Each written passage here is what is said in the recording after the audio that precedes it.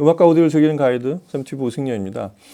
지난 시간에 이 VH 촬영하면서 봤던, 그리고 살짝 예고를 해드렸던, 눈에 띄었기 때문에 그 바로 라이도를 오늘 살펴보는 날입니다. 라이도가 이제 TD 시리즈가 생겼죠.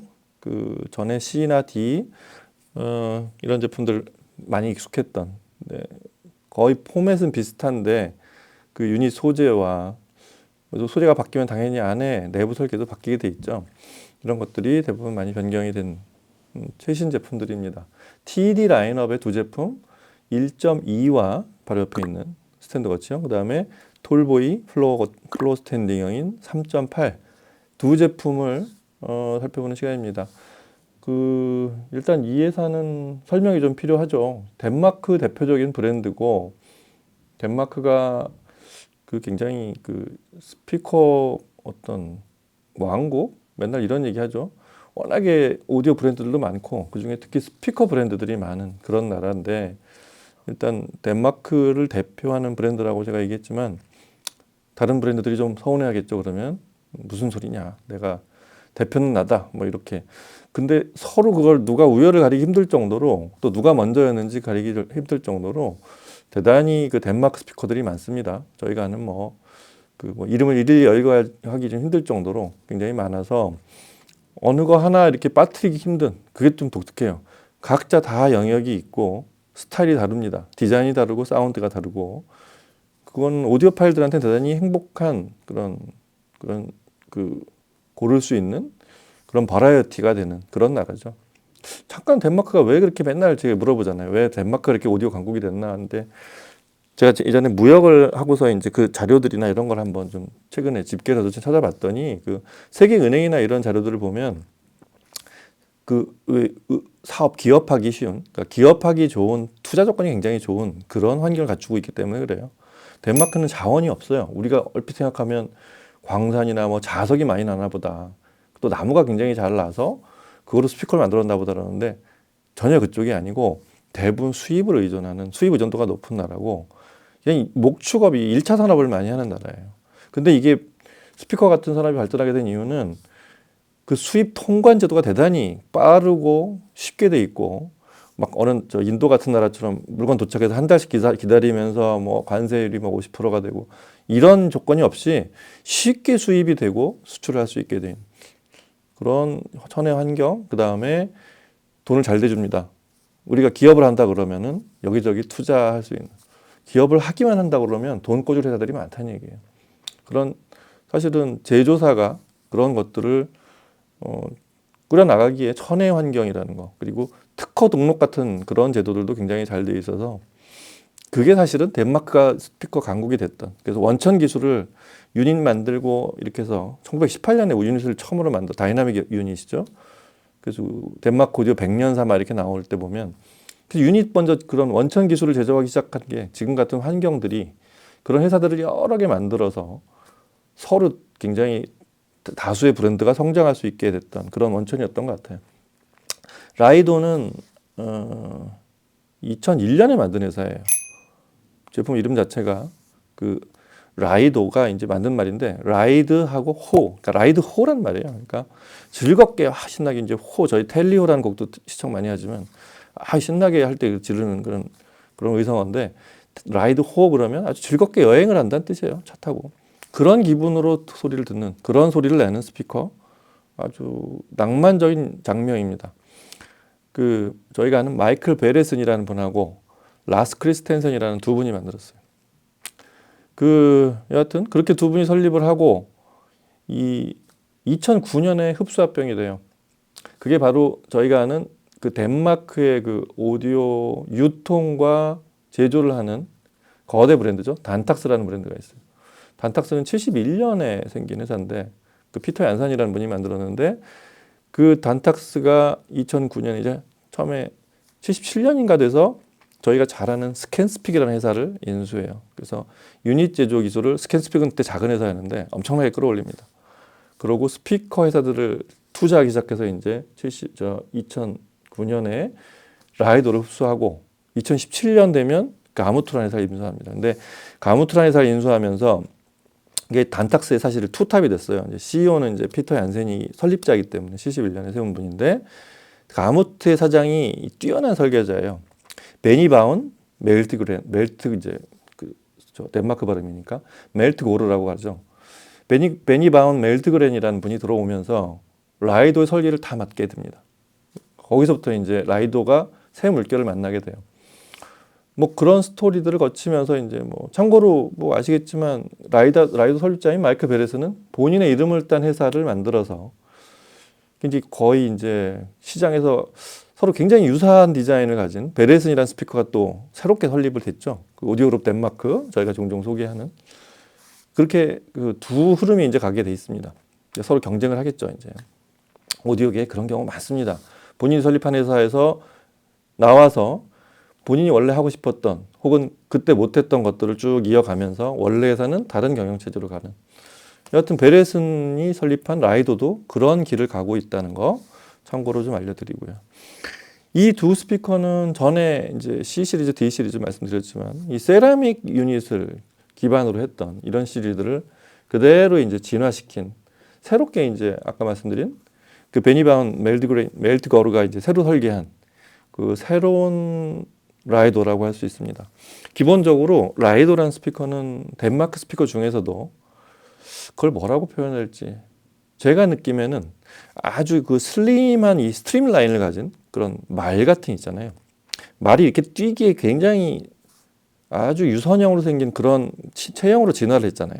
바람에 거의 저항을 받지 않는 이 스피커도 그래요. 굉장히 슬림하면서 뒤로 좁아지는 뒷길을 길게 해서 그렇게 디자인한 그런 스피커인데 제품의 컨셉 자체가 아주 그 베이스를 이렇게 이렇게 구경을 작게 한 여러 개의 유닛을 붙여서 이렇게 넓은 유닛이 내는 그런 출렁거림이나 탄력을 일단 배제하고 이 아주 한 방향으로 정확하게 나가는 소리 이거를 유닛 자체의 공진도 없을 뿐더러 유닛 자체가 붙어있는 스피커 자체의 공진도 제로에 도전하는 그런 설계를 한 그런 제품들입니다. 기본적으로 그래서 위에 상위 대역은 그 자사대에서 만든 이제 리본 트위터를 탑재를 하고 아래쪽 미드레인지와 이제 우퍼 이게 투웨이인 경우에 이제 미드 베이스 같은 경우는 그 5중으로 만들어요. 이제 그게 TD 시리즈면서 바뀌는 이제 그런 부분인데 어떻게 하면 작은 유닛으로 다이나믹하고 낮은 대역을 낼 수 있을까? 이걸 연구하는 집이라 그 이쪽에 굉장히 다양한 소재를 겹쳤습니다. 이 지금 TD 시리즈만 해도 전에 C 시리즈 세라믹을 썼던 C 시리즈하고 달라진 게 TD가 바로 그 약자예요. 탄탈륨하고 다이아몬드. 탄탈륨하고 다이아몬드를 섞어서 그 소재를 쓰고 저 안쪽에 베이스는 또 세라믹이 또 있어요. 세라믹, 탄탈륨, 그다음에 다이아몬드 그리고 맨 마지막 알루미늄으로 살짝 코팅을 해요. 그렇게 해서 5중으로 보통 이제 많으면 샌드위치라고 만들잖아요. 근데 얇은 5중 구조로 만든 그런 미드레인지 이하의 유닛들을 그렇게 제조를 합니다. 그렇게 해서 바깥쪽 서라운드를 그 고랑을 파듯이 해가지고 아주 얇게 하되 그 서라운드 전체 얼라원스는 크게 그러니까 전체 이렇게 앞뒤로 진폭이 생길 때 서라운드가 이렇게 늘어나는 폭은 굉장히 크게 그렇게 제작이 됐습니다. 그래서 이게 좀 다른 유닛에 비해서 살짝 좀 도드라진 그리고 굉장히 매끈한 이 유닛 이 콘 자체는 5중으로 만들고 단단한 견고하게 만들지만 이 밖에 서라운드는 상당히 유연해요.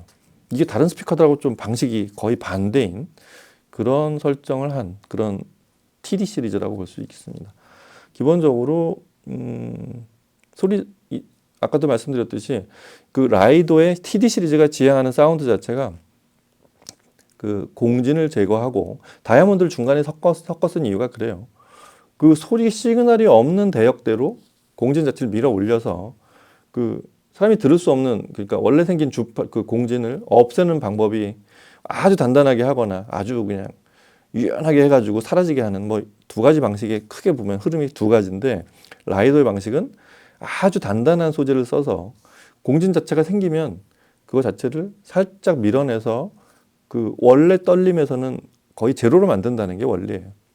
그래서 5중에 서로 다른 소재들을 섞어 쓴 굉장히 많은 R&D가 투입이 된 그런 방식의 소재와 설계를 하고 있습니다.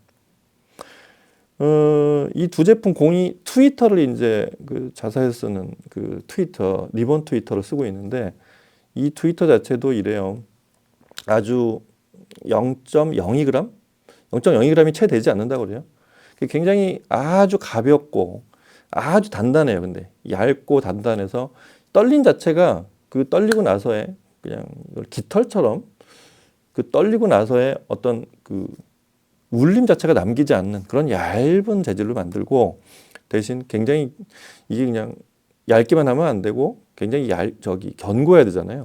그래서 굉장히 견고한 재질의 얇은 경량의 재질로 만드는 그런 리본 트위터를 기반으로 하고 있습니다. 두 제품 다 높은 대역은 50kHz까지 재생을 하고요. 아래쪽에 있는 이 TD 1.2는 자 이게 등급이 하나는 1이고 얘는 3인 거예요. 근데 1.2의 점 뒤에 있는 2는 두 번째 버전이라는 얘기고 8은 이제 여덟 번째 버전이라는 얘기죠. 뒤에 보면 뭐 3.2, 3.2 또 위에 보면 4.2 막 이런 제품들이 있는데 앞에 숫자는 등급이고 뒤에 숫자는 그 개량 버전을 의미한다는 거. 그러니까 8번 개량한 제품은 상당히 많은 저기들이 있었겠죠. 그 시행착오들이 있고 좀 더 많이 진화했다고 그렇게 보시면 좋을 것 같습니다. 그 두 제품 공이 일단 TD 1.2를 기준으로 말하면 그 원래 마이클 베레슨이 설계했던 그 이제 4.8이나 4.2에 들어가는 그런 트위터인데 그거를 본인들 스타일로 이제 멜드 고르가 이제 새로 설계했겠죠.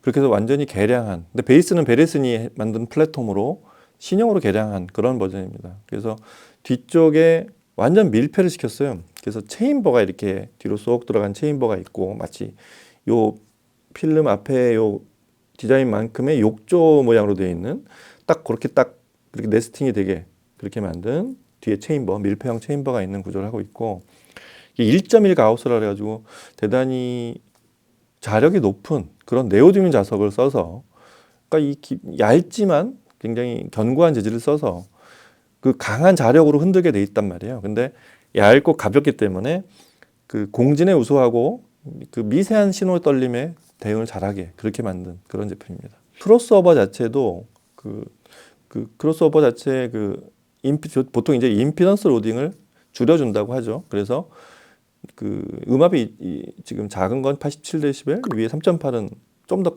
높아요. 음압이 오히려 그 89dB인데 둘 다 이제 임피던스는 6ohm이고 기본적으로 앰프 출력이 높지 않아도 소리가 잘 나게 만들었다는 거예요.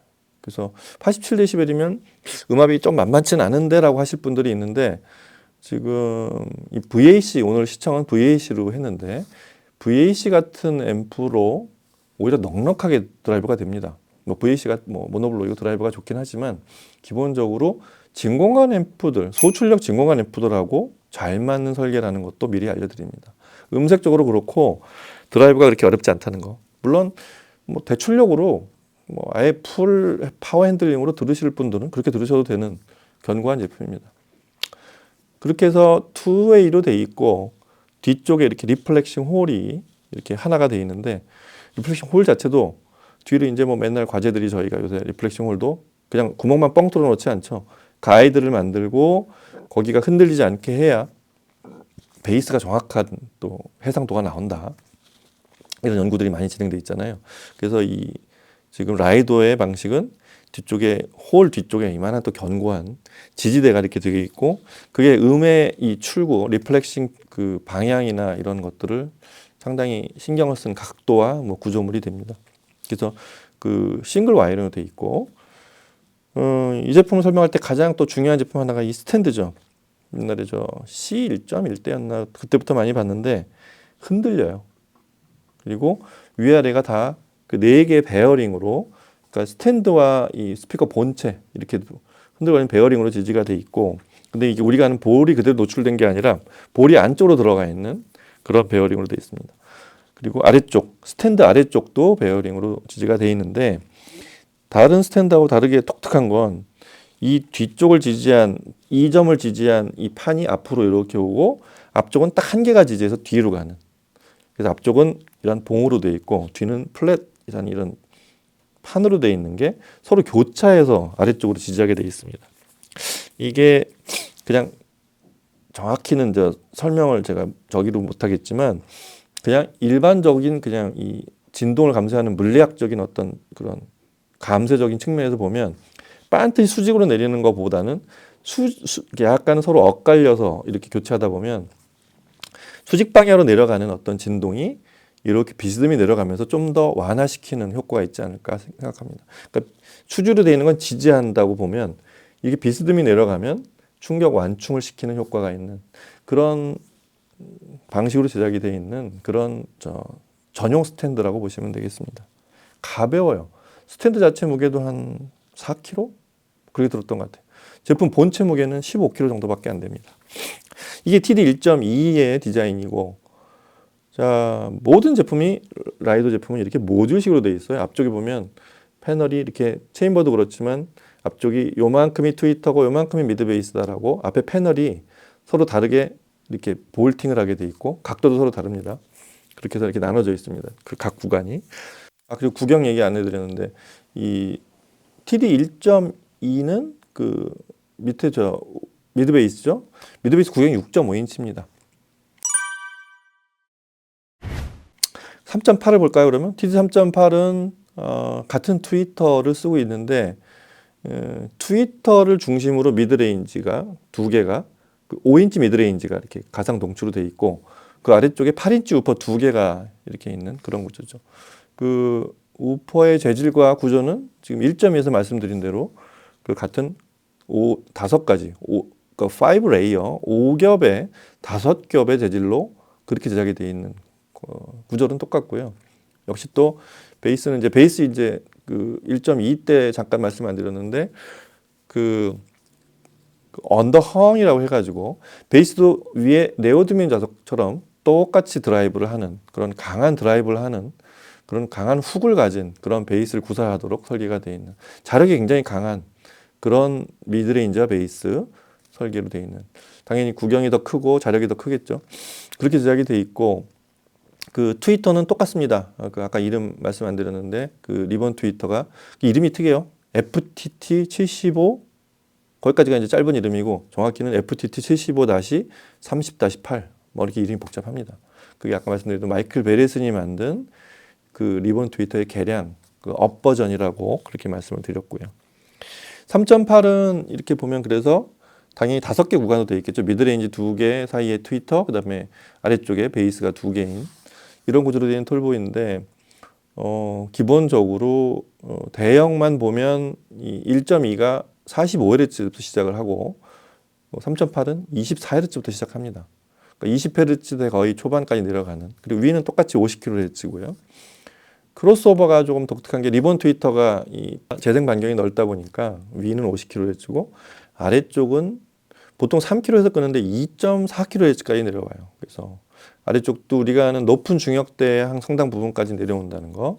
그래서 트위터 재생력이 대단히 뛰어나고 그 3.8인 경우는 당연히 체인버가 넓고 뒷길이가 좀 더 들어갑니다. 그리고 뒤쪽에 이제 리플렉션 홀도 3개 그리고 단자도 바이 와이어링 되어 있다는 거. 근데 역시 이 라이도가 지향하는 소리는 아주 강력한 다이나믹, 아주 깔끔한 다이나믹과 파워풀한 어떤 소리 그리고 굉장히 자연스럽고 사실적인 그런 높은 대역. 정확히 말하면 중고역이라고 이제 흔히 말하면 크게 넓게 뽑자면 넓게 이렇게 일괄 하자면 그렇게 자연스러운 중고역과 해상도를 가진 이런 대역을 재생하는 게 목표인데 스케일이나 이런 그 전체적인 퍼포먼스 대역의 그 전체 구간과 이런 스케일 무대가 커지거나 이런 표현들 이런 게 1.2보다는 당연히 훨씬 큰데 통을 크게 하면 아까 말씀드린 그 지금 라이도가 지향하는 그런 어떤 파워 핸들링이나 이런 것들이 유닛이 많아지고 등치가 커지고 통의 용적이 늘어나니까 컨트롤하기가 훨씬 어려울 거 아니에요. 근데 여하튼 그렇게 해서 만들다 보면 음압이 원래 좀 낮아지게 돼 있는데 여기는 89dB로 이 1.2보다 조금 더 높게 설정이 되어 있습니다. 드라이브가 좀 더 쉽다는 얘기죠. 근데 음압이 높다고 그래서 보면 저역 재생이 좀 어려운 경우가 많은데 아까 말씀드린 대로 지금 라이더 그 멜트고르가 설계한 이 라이더의 신형 설계는 대부분 출력이 낮은 앰프도 재생이 쉽게 만든 그런 부분들이 있습니다. 그리고 강한 지금 이제 뭐 여러 앰프들을 다 시도해 보면 좀 나중에 그럴 게도 있겠지만 출력이 강한 앰프들 이렇게 들이대도 음이 강해지거나 에너지가 이렇게 귀를 아프게 하는 그런 쪽과는 굉장히 거리가 멀어요. 얼핏 보면 야 이거 소리 굉장히 세겠는데 호쾌한 느낌은 있지만 강하게 드라이브하면 좀 귀가 피곤하지 않을까 이런 느낌이 있을 이런 좀 선입관이 있어 보이지만 소리를 들어보면 그게 좀 놀랍죠. 참고로 이 TD 3.8은 현재 스테레오 파일 A 클래스에 최근에 등재됐습니다. 소리가 어떤 소리가 나는지 굉장히 궁금하시죠? 저희가 이 얘기가 길어지면 또 지루하니까 오늘 여기서 마치고 다음 시간에 이 두 제품의 소리를 둘 다 들어보겠습니다. 둘 다 소리가 어떻게 다른지 또 어떻게 용도가 다른지 다음 시간에 그러면 제품의 소리가 어떤지 각각을 또 서로 다른 곡들로 똑같은 거로 비교 테스트라는 게 아니라 꼭 각각의 특성에 맞는 곡들로 다른 음악들을 들어보는 시간을 다음 시간에 마련하도록 하겠습니다. 잠시 기다리시죠.